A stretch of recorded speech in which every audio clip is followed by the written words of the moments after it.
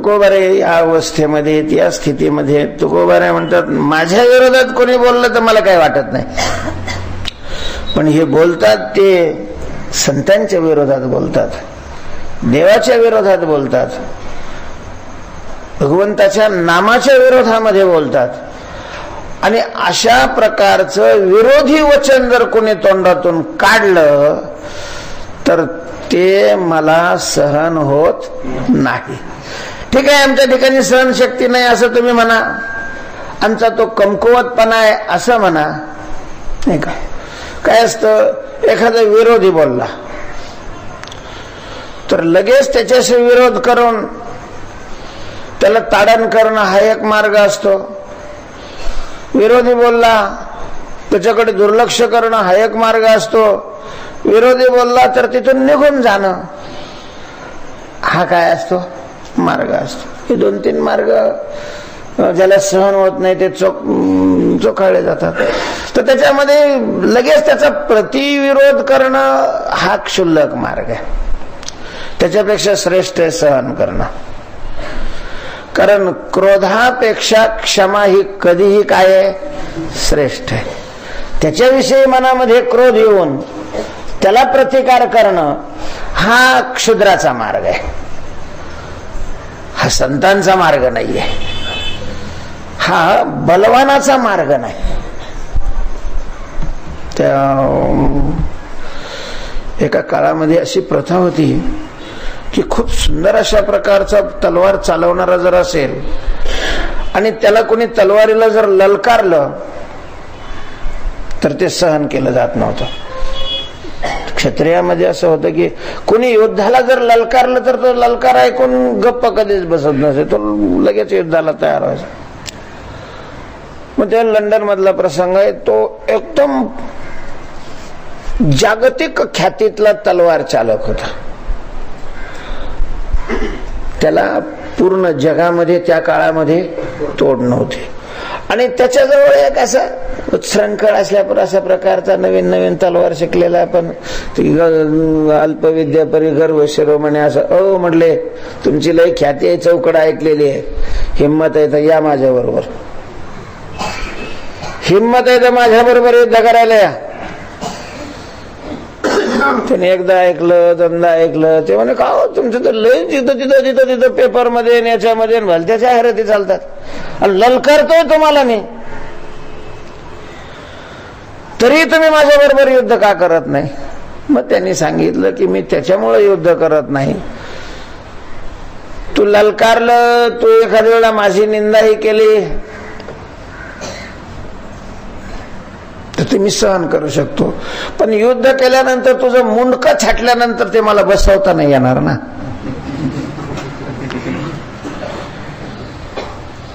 मला माहिती आहे की माझ्या बरोबर तू युद्ध करूच शकत नाही आणि एकदा युद्धाला सुरुवात झाल्यानंतर मग कोण विचार करतो त्याचा. मला जर देवाने ती शक्ती दिली असती की मारल्यानंतर त्याला पुन्हा काय करायचं, जिवंत करायचं, तर मग मी तुझी ललकार ऐकल्याबरोबर तुझ्या बरोबर युद्ध करायला उठलो असतो. म्हणजे सहनशक्ती, क्षमा ज्याला म्हणतात, क्षमा ही क्षमा क्रोधापेक्षा करोडोपटीनं श्रेष्ठ आहे, करोडोपटीनं.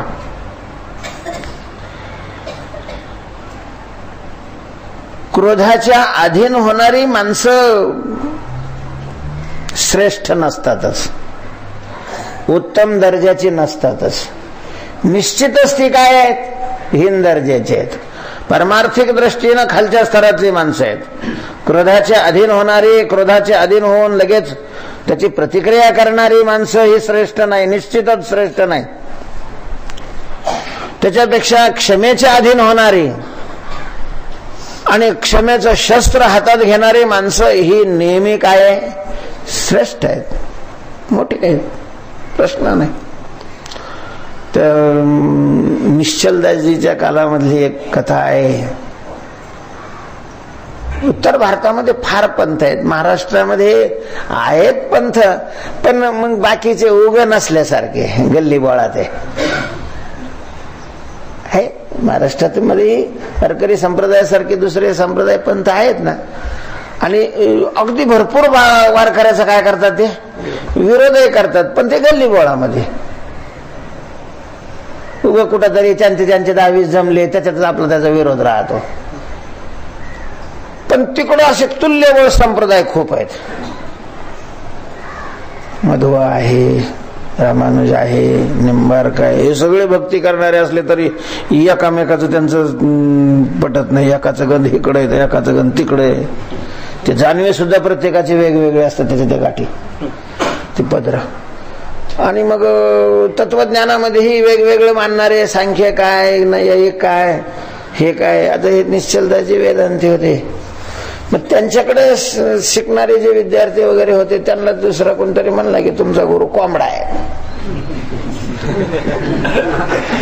तुमचा गुरु काय आहे? कोंबडा आहे. आता ते मोठा असल्यामुळे ह्याला त्यांना काही करता येणं गेलं, मग ते रडायला लागले. मरच तुम्हाला तो कोंबडा म्हणतो. तुम्हाला तो काय म्हणतो? कोंबडा म्हणतात. कोणी बैल म्हणतं, कोणी गाढव म्हणतं, कोणी बकरा म्हणतं, कोणी काय म्हणतो, तो कोंबडा म्हणतो. त्यांना सहन नाही झालं पोरांना. मग ह्याच्याकडे आल्यानंतर यांनी सांगितलं अरे बरोबर आहे, मग त्याचं काय चूक आहे? म्हणजे तू तुम्हाला कोंबडा म्हणतो, तुम्ही बरोबर आहे म्हणता. ते या अर्थाने म्हणतो की कोंबडा लोकांना पहाटेच काय करतो? जागवतो, झोपेतून उठवतो. तसं अज्ञानाच्या झोपेतून मी लोकांना उठवतो, म्हणून तो कोंबडा म्हणला. त्याच्यात काय विशेष आहे? ही सहनशक्ती आहे, आणि सहनशक्ती ही नेहमी अतिश्रेष्ठ असते.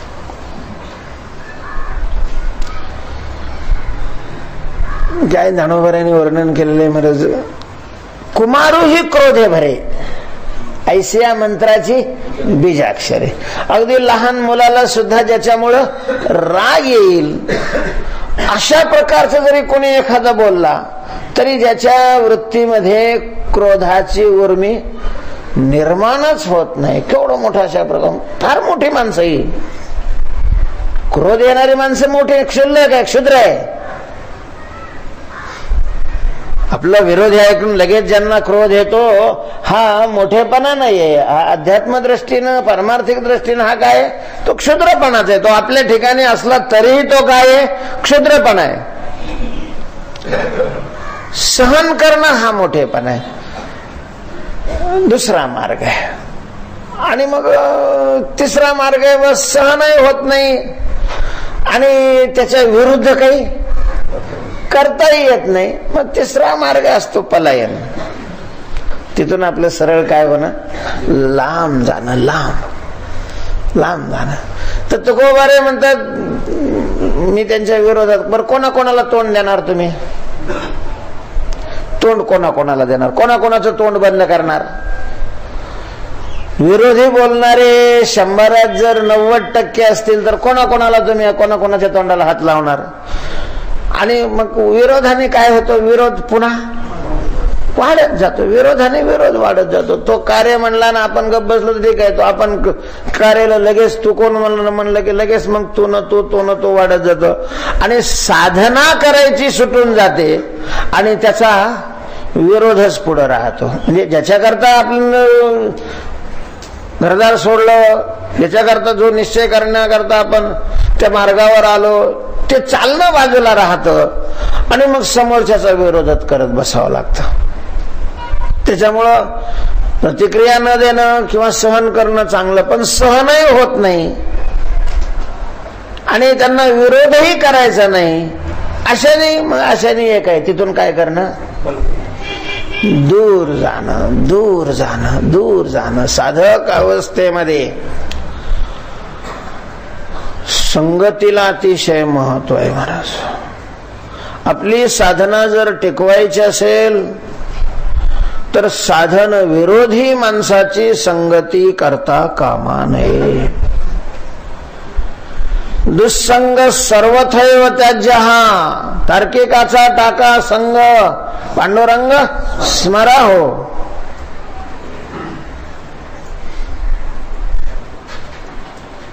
दुर्जनाची संगती सोडावी. नाटाच्या अभंगामध्ये म्हटलेले आहे संग न धरावा दुर्जनाचा, करे संताचा सायास. हा, जनमित्र होई सकाळाचा, अशुभ न बोलावी वाचा, संग न धरावा दुर्जनाचा. दुर्जनाची संगती करू नये. झाली मिळाली तर संतांची संगती करावी, नाही मिळाली तर एकांतामध्ये अशा प्रकारचं जावं. दुर्जनाच्या संगतीत म्हणजे गुरु वैकुंठवासी मारुतीवासी म्हणत असतात, म्हणतात की संडासात बसावं पण विषयासक्त लोकांच्या संसारी लोकांच्या संगतीत नाही बसावं. प्रसंग आला तर संडासात बसलेलं चालेल, कारण ती घाण तिथं बसेपर्यंतच येते. या लोकांच्या संगतीत बसली त्यांच्या विचाराची घाण जर आत घुसली ना तर मर्यापर्यंत ते घाण माणसाला त्रास देते. आणि म्हणून साधक अवस्थेमध्ये तुकोबाराय म्हणतात, मला हे विरोधी वचन सहन होत नसल्यामुळं, माझं मन अतिशय त्याच्यामुळं बेचैन होत असल्यामुळं, मनोनी जीवानस आहे संगती, म्हणून मला यांची संगती सहन होत नाही. संगती अत्यंत महत्वाचा घटक आहे महाराज, आहेच. आपण परमार्थ करणारे सुद्धा अनेक ज्या गोष्टीकडे दुर्लक्ष करतो आणि ज्याच्यामुळे आपल्या हातात काहीच पडत नाही, असे जे काही वेगवेगळे घटक आहे त्याच्यातला हा एक घटक आहे. खरं पाहिलं तर 50-50 वर्ष 40-40 वर्ष भजनाची, कीर्तनाची, वारीची ज्यांनी साधना केलेली आहे त्याचं जीवन आमूलाग्र बदलायला पाहिजे. या साधनेचा महिमा संतांनी असा सांगितलेला आहे की एवढे वर्षही नाही, अगदी कमी दिवसामध्ये माणसाच्या वृत्तीमध्ये केवढा तरी काय व्हायला पाहिजे, बदल व्हायला पाहिजे. पण प्रत्यक्षात असं दिसतंय पर मरायला टेकलेली माणसं असतात आणि जन्मभर नुसती कीर्तन भजनच केलेले असतात.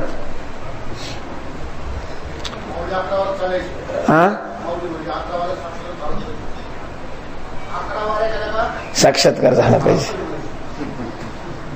पांडुरंगाची 11 वाऱ्या केल्या तर त्याच्यात म्हणजे त्याच्यात बदल व्हायला पाहिजे, व्हायलाच पाहिजे बदल. आणि होताना दिसत नाही महाराज. खरंच आता आपल्या आपणच आहे, पण कधी कधी असं वाटतं की परमार्थ करणाऱ्या माणसाचे अंतःकरणापेक्षा दारू पिणाऱ्या माणसाचे अंतःकरण चांगले आहेत. एवढी हीन विचाराची माणसं आहे आपल्या संप्रदायामध्ये, आणि जन्मचे जन्म कशात गेले, परमार्थ करण्यामध्ये, भक्ती करण्यामध्ये. म्हणून ते एका अभंगावर चिंतन करत असताना तो विचार मला आला होता, धर्माचे पालन करणे पाखंड खंडन. पाखंडाचं मी खंडन करतो, तर पाखंडी कोण आहेत? पाखंडाचे 2 प्रकार. उघड अशा प्रकारचे विरोधात बोलणारे पाखंडी, आणि विरोधात बोलत नाही त्याच्यात राहून त्याच बोलणारे पण कृतीने हे सगळं खोट आहे अशा प्रकारचे दाखवणारे पाखंडी. या दुसऱ्या पाखंड्यामध्ये आपण मोडतो. बघा 50 वर्षापासून आम्ही हे करतोय तरी आमच्यात काहीच बदल झाला नाही. कशाला तुम्ही मूर्खपणा करता याच्यात घुसता? हे लोकांना सांगायचं असतं आम्हाला आमच्या कृतीने. तुकाराम महाराजांनी गाथ्यामध्ये जास्त निर्भत्सना खंडन जे केलेलं आहे ते भक्ती करणाऱ्यातल्याच लोकांचं केलेलं आहे. आणि त्याचं कारण हे आहे की विरोधी मनुष्य कुणी पाहते, हे काय विरोधीच आहे, मग हा विरोधी काय थोडंच त्यांच्याकडून बोलणार आहे, हा कसा बोलेल, विरोधातच बोलेल.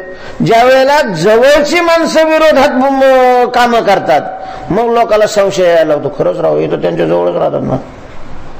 आणि मग ज्या अर्थी यांचंही असं वागणं आहे त्या अर्थी काही खरं नसल, काही खरं नसल. महाराज धर्मातल्याच लोकांनी धर्माचं जेवढं वाटोळं केलं, विधर्माच्या लोकांनी धर्माचं वाटोळं नाही केलं तेवढं. सूक्ष्म चिंतन केल्यानंतर हे लक्षात येतं.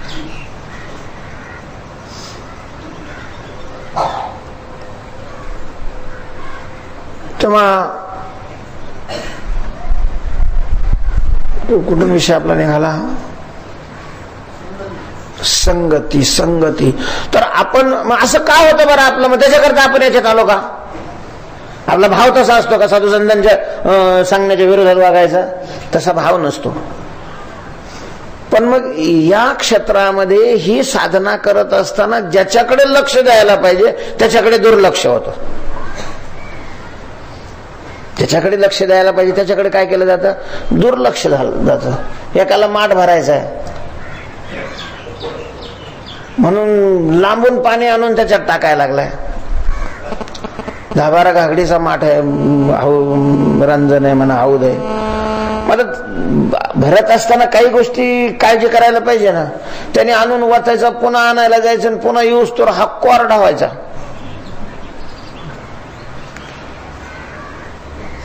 दिवसभर वाहिलं तरी पाणीच नाही त्याच्यामध्ये.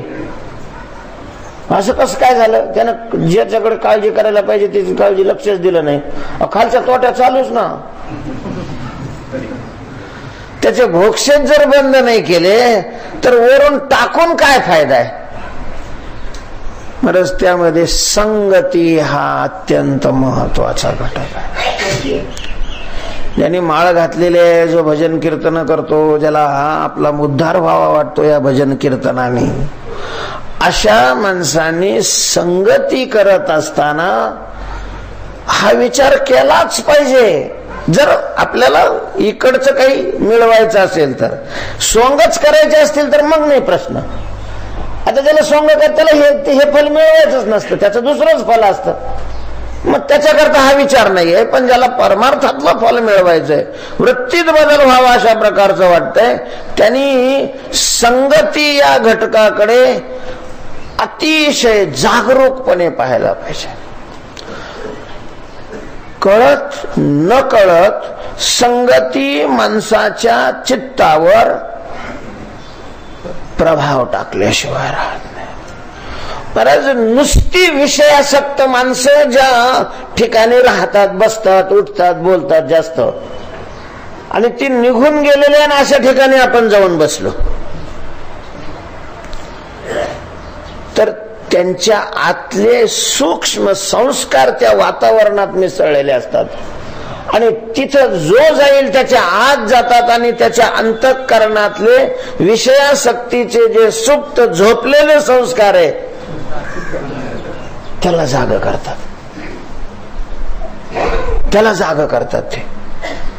त्यामुळं व्यक्तीचीच संगती नाही, स्थानाची संगती, वाचनाची संगती, दृश्याची संगती, आहाराची संगती, या सगळ्याच संगतीचा परिणाम आपल्या वृत्तीवर होतच होतोच.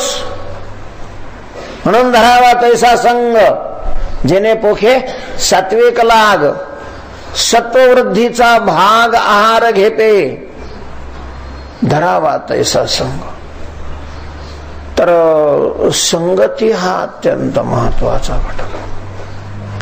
संगी ही बाध्यते लोके निसंग सुखमश्नुते, पंचदशिकाराने म्हटलेलं आहे. संगतीमुळेच मनुष्य बद्ध होतो, बाधित अशा प्रकारचं होतो. त्याकरता परमार्थाची साधना करणाऱ्याने संताची एक संगती करावी. आणि नसेल मिळत संताची संगती तर मग कोणाचीच संगती करणं, एकांतात राहावं. नये रिघो आपुलिया घरा, बाहेर लागू नये वारा. बहु बोलने ते सारा संग दुसरा वर जावा. दुसरा संग वर जावा. दुसऱ्याची संगती अशा प्रकारची करू नये. तुकोबाराय म्हणतात मी एकांतात जातो त्याचं कारण आहे. अपेक्षा तुकोबाराय नाही माझी जातीचे, पण अंत कुठले? अपेक्षा काही करू शकतो ना आपण. अपेक्षा करायला स्वातंत्र्य आहे आपल्याला, पण अपेक्षा पूर्ती करणं हे थोडंच आपल्या हातात आहे. त्याच्याकरता तर योग्यता पाहिजे, त्याच्याकरता बाकीचं सगळं पाहिजे. माझी जातीचे मज भेटो कोणी ही अपेक्षा केलेली आहे, पण मग ती पूर्ण होत नाही. म्हणून जीवा नसा हे संगती. तुकोबाराय म्हणतात म्हणून या लोकांची संगती मला सहन होत नाही. बसावंच वाटत नाही या लोकांच्या बरोबर. त्यांच्याशी बोलावं वाटत नाही आणि त्यांचं ऐकावंही वाटत नाही, कारण त्यांना ते जे बोलतात ते संसारातलंच बोलतात आणि मला ते वचन सहन होत नाही, गोष्ट सुद्धा सहन होत नाही. संसाराची मज न साहेची वार्ता अनेक म्हणता माझे कोणी, मला ते गोष्टच आता सहन होईना गेली. ती एक अवस्था आहे, साधन करत असताना निर्माण होणारी ती एक काय स्थिती आहे आणि त्या स्थितीतून तुकोबारायांनी या अभंगाची निर्मिती केलेली आहे. तुकोबाराय म्हणतात मला ते सहनच नाही होत, अंतःकरणाला ते सहन नाही होत, कोणाची संगतीत बसणं मला बरं नाही वाटत. मनोनी जीवा नसाये बोलण्याची नाही आता देवाविना काही, एक सरे केला नियम. न बोलशी करावाचा उपाधीचा संबंध, एका तुमच्या नामावीन अवघाशी न कळत असे. संगतीत गेल्यानंतर बोलावं लागतं. मनोनी जीवा नसाये संगती, मला संगती म्हणून सहन होत नाही. संगतीमध्ये काही प्रकार आहेत, कुसंगती, विसंगती, असंगती आणि सुसंगती. संगतीचे हे 4 प्रकार आहेत. कुसंगती नाही का, वाईट लोकांची संगती. महाराज हिचा तर प्रयत्न करून माणसाने काय केला पाहिजे, त्याग केला पाहिजे. प्रयत्न करून कोणीही असो, जर दुर्जनाचं लक्षण त्याच्या ठिकाणी बसत असेल तर तो कोणीही असो, आई असो, बाप असो, भाऊ असो वा कोणीही असो, प्रल्हादे जनक, विभीषणे बंधू, राज्य माता निंदू भरते केले. स्वतःचा बाप पण प्रल्हादाने त्याचा त्याग केला. आई भरतानी तिचा काय केला, त्याग अशा प्रकारचा केला. भाऊ, वडील भाऊ पितृ समानच असतो. विभीषणाने त्याचाही काय केला, त्याग केला. का, कुसंग. कुसंग दुर्जनाचे भय धरावे त्या परी, पिसाळल्यावरी धावे श्वान. दुर्जनाचा भला नव्हे अंग संग, बोलिला से त्याग देश त्याचा. त्या देशात सुद्धा होणे साधकाने तुकोबाराय म्हणतात कुसंगी माणूस जिथे. कारण आपण लांब गेलो तरी तो तिथे येऊन बसायला बसलाय. कुसंगाचा तर सर्वथैव त्याग पाहिजे. आता विसंगती, दुर्जन नाहीये पण सज्जन भी नाही, साधक नाही, तर अशाची संगती ही विसंगतीमध्ये मोडली जाते. दुःख होतं महाराज, त्रास होतो. अशाच्या संगतीमध्ये काय होतो, त्रास होतो. कानडीने केला मराठा भ्रतार. विसंगती कसा त्रास देते त्याचं उदाहरण तुकोबारायांनी दिलेलं आहे. कानडीने केला मराठा भ्रतार, कर्नाटकात राहणारी आणि तिनं महाराष्ट्रातल्या युवकाबरोबर विवाह केला. शिक्षण दोघांचं सारखंच झालं होतं. अलीकडे काय फॅड निघालेलं आहे महाराज काय माहिती. ते डॉक्टर असला का त्याला बायको डॉक्टरीन पाहिजे, इंजिनियर असला का त्याला बायको इंजिनियर पाहिजे.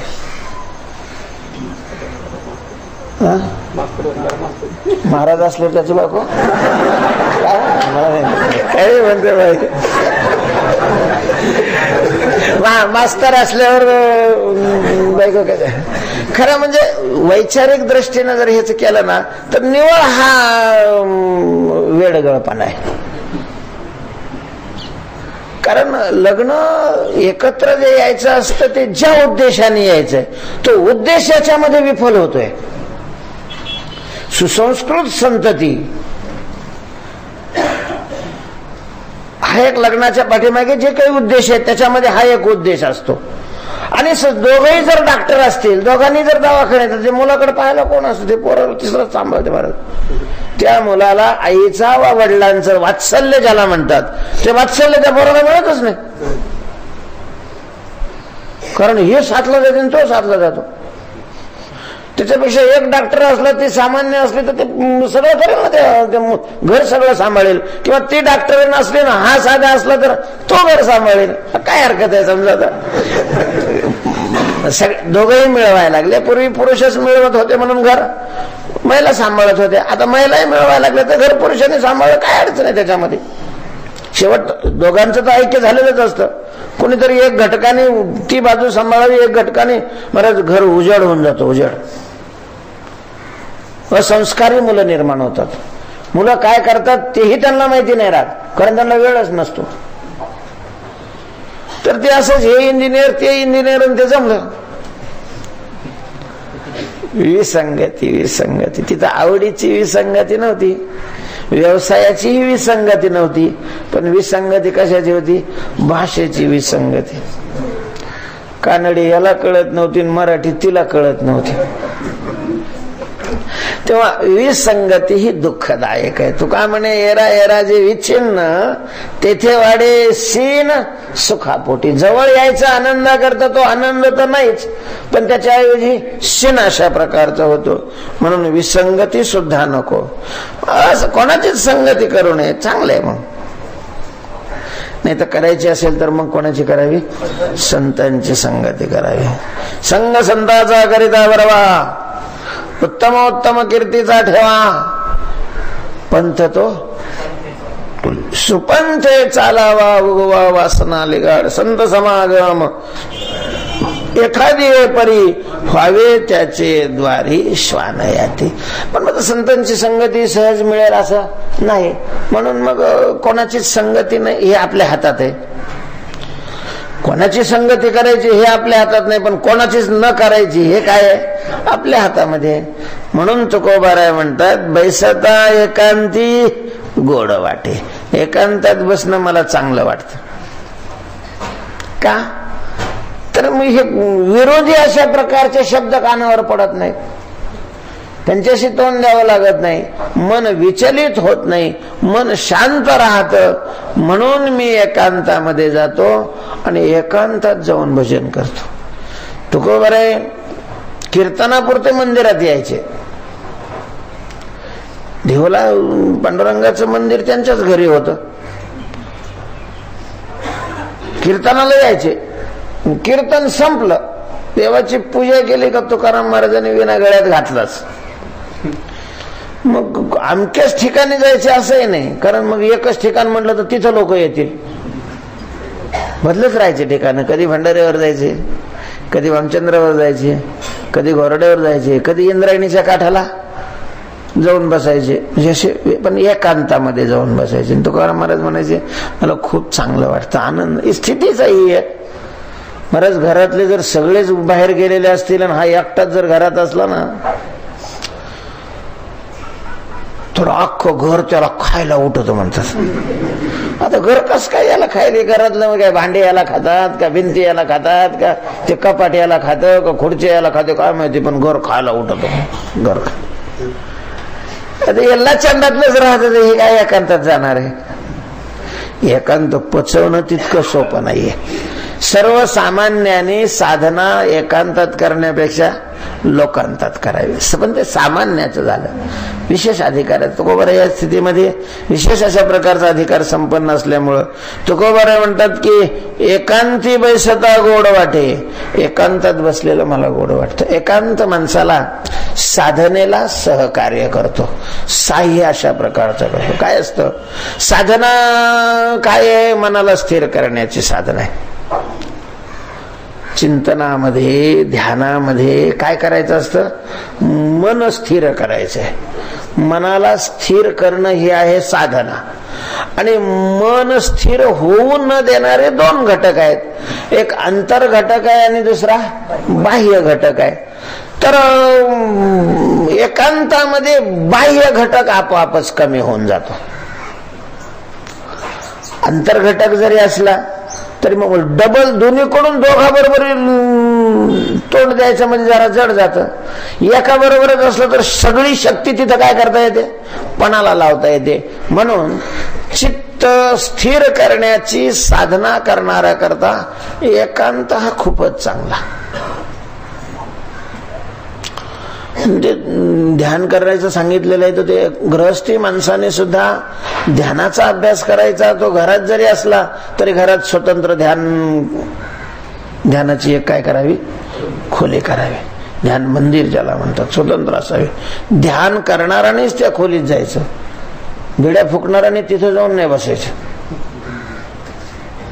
मग सगळ्यांना कसं शक्य आहे? गरीब माणसं आहे महाराज, मोठ्या माणसाचं ठीक आहे, स्वयंपाकाची खोली वेगळी, जेवायची खोली वेगळी, झोपायची खोली वेगळी, बसायची खोली वेगळी, अशा रूम स्वतंत्र स्वतंत्र असतात. अरे गरीबाचं सगळंच त्याच्यात राहतं महाराज. तिथंच एका बाजूला चूल असते, तिथंच झोपलं जातं, तिथंच जेवलं जातं, तिथंच बसलं जातं. मग त्याने काय करायचं? त्यांनी सुद्धा सगळे झोपलेले असताना उठायचं. बाकीचे सगळे निद्राधीन झालेले आहेत. मग झोपलेला मनुष्य नसलेला मनुष्य सारखाच असतो. आणि अशा वेळेला ध्यानाचा काय करावा? अभ्यास करावा. एकांत हा साधनेला उपयुक्त आहे, सहकार्य करणार आहे. म्हणून बैसता एकांती गोड वाटे, आवडी विठ्ठल गाईजे एकांती, आवडी विठ्ठल गाईजे एकांती. हे जरी खरं असलं की भजना म्हणजे भक्ती करणाराचा एकांत, म्हणजे ज्या ठिकाणी कुणीच नाही हा एकांत नाहीये. एका भावाचा एकांत, पिक पिकाला अनंत, एका भावाच्या अनेकांनी एकत्र बसणं हा एकांतच आहे. त्या गोपीचं वर्णन करत असताना तुकोबारायांनी असं केलेलं आहे की त्या गोपी कृष्णाला घेऊन एकांतात जात असत. म्हणजे गोपी अनेक आणि कुठं जायच्या? एकांतात. अनेक आणि एकांत कस काय राहतो? व्याघात नाही का? अनेक जण एकांतात गेले, अनेक जण असल्यावर एकांत कस काय राहिला? तिथं लोक अनेकांत झाला ना, एकांत राहिलाच कुठं? तर त्याचा अर्थ असा आहे की त्याच्याविषयी प्रेम असणारे त्यासाठी तो काय आहे? एकांतच आहे. म्हणून 1000 वारकरी जरी असले पण केवळ सेवा, देवाच्या सेवेवर ज्यांचं लक्ष आहे, देवाची सेवा हे एकमेव ज्यांचं ध्येय आहे, तर ते एकांतातच असतात. 2 माणसं असली जर आवडी भिन्न भिन्न असली तर मग लोकांत राहत. योग्याचा एकांत वेगळा आणि भक्ताचा एकांत वेगळा. पण तरीही भजन एकांतात, साधना ही एकांतात होणं गरजेचं आहे. एकांतात साधनेचा आनंद काही वेगळाच असतो महाराज, वेगळाच राहतो आनंद. आणि मला वाटतं म्हणूनच चातुर्मासात लोक राहतात. नाहीतर आज महाराष्ट्रामध्ये बोलणाऱ्याला एवढं महत्व आहे. काय सप्त मोठे मोठे असतात, काय समाज राहतो महाराज तिथे, काय व्यवस्था असते. जावाईच तो त्या दिवशीचा, ज्या दिवशी कीर्तन असतं त्या दिवशी म्हणजे निघण्यापासून फोन चालू होतात. निघाले का तुम्ही? कोणत्या गाडीने येत आहे? बरोबर किती माणसे? जेवण करत तुम्हाला भाजी कोणती आवडते? हसण्याकरता नाही, अक्षरशः माणसं अशी विचारपूस करतात आणि देव मानतात. त्या दिवशी देवाला कमी मान्यता असते पण त्या कीर्तन करायला खूप मानतात. सगळंच असतं, मान धन प्रतिष्ठा. वाट लावायला येतात माणसं, आणायला येतात. त्यावेळेस मग तिथला आमदार असला तरी तो सुद्धा त्या कीर्तनकाराच्या समोर काय असतो? हात जोडून उभा असतो, तो जर भाविक असेल तर. हे सगळं आहे पण ते सगळं सोडून इथं राहावं का वाटतं? हे सगळं असलं तरी एकांत नसतो.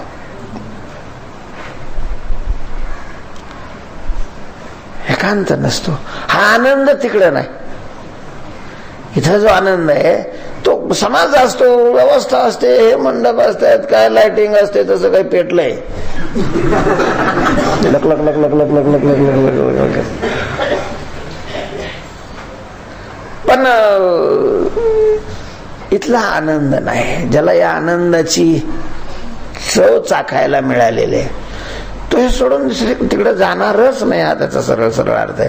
तेव्हा एकांती बैसता गोड वाटे तुकोबाराय म्हणतात. एकांतात बसायला खूप आनंद येतो, खूप आनंद येतो. आपण म्हटले तिथं घरी बसले तर अडचण काय?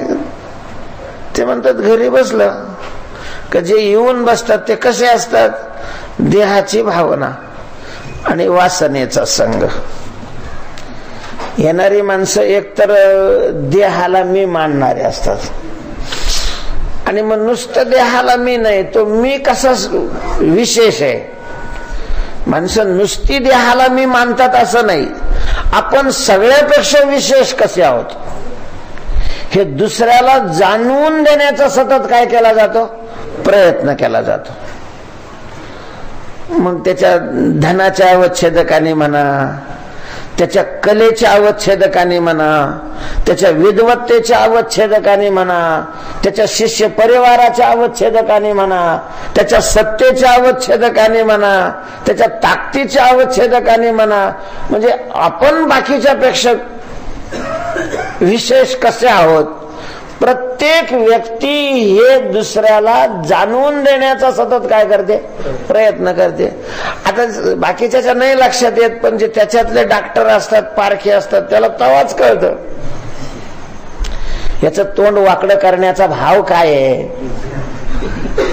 जरी बोलून दाखवला नाही तरी त्याच्यातले जे तज्ञ आहेत, त्याच्यातले जे मर्मज्ञ आहेत, बरं इंजन चालू झालं तर त्याच्या आवाजावरून मेकॅनिकलला लक्षात येतं की याचं दुखणं काय आहे. ते चालू आहे, पाणी फेकतोय, सगळं खरं आहे, पण तरीही तो सांगतो याच्यात हा प्रॉब्लेम आहे. कारण तो त्याच्यातला काय असतो? नाही, डॉक्टर आहे त्याच्यातलं वैद्य आहे. तुकाराम महाराज हे समाजाचे वैद्य होते. तुकाराम महाराज म्हणतात का नाही, मला याचा मुळातच आता काय आलाय? कंटाळा आलाय, तिटकारा आलाय, उबग. तुकोबारायने शब्द आलेला आहे, त्याचा उबग आला. नकोस चिळस. थोडक्यात उबगाच्या नंतरची पायरी काय आहे? चिळस आहे. नको वाटायला लागलं. ते काय नको वाटायला लागलं? देहाची भावना आणि वासनेचा संग. देहाची भावना, मी असं केलंय, मी असं आहे, मी तसं आहे, मी तसं आहे, मी तसं आहे, आणि मग मला हे मिळवायचंय, मला ते करायचंय, मला ते करायचंय, ते घ्यायचंय, हे घ्यायचंय, ते घ्यायचं. वासनेचा संबंध. सगळे वासनेची बुजबुज असते त्याच्या आत. आणि देहाची काय असते? भावना. तुकाराम महाराज म्हणतात अशा वृत्तीचाच मला तिटकारा आलाय, व्यक्तीचा नाही. अशा वृत्तीचा तिटकारा आलाय, उबग आलाय. आणि तिथं बसलं का सगळा भरणा, जवळजवळ 99% भरणा कशाचा राहतो? याचाच राहतो. ते काय सत्य करीत असले काय, काय करीत असले काय, काय करीत असले काय, सगळी हेच बॉम्ब आहे. देहाची भावना न वासनेचा संग. तिसरं नसतंच काय महाराज तिथं?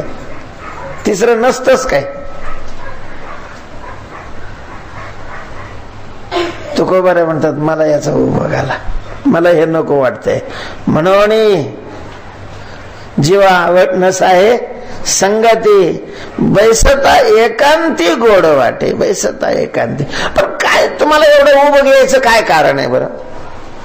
तुमच्या ठिकाणी तर देहाची भावना नाही, तुम्हाला तर कसली दुसरी वासना राहिलेली नाही, पण लोकांच्या ठिकाणी लोक तुम्हाला उभं का आला?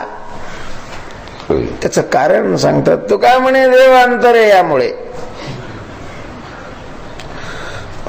अशा लोकांच्या संगतीमध्ये राहण्यामुळं आपले फार मोठं नुकसान होतं, फार मोठी हानी होते.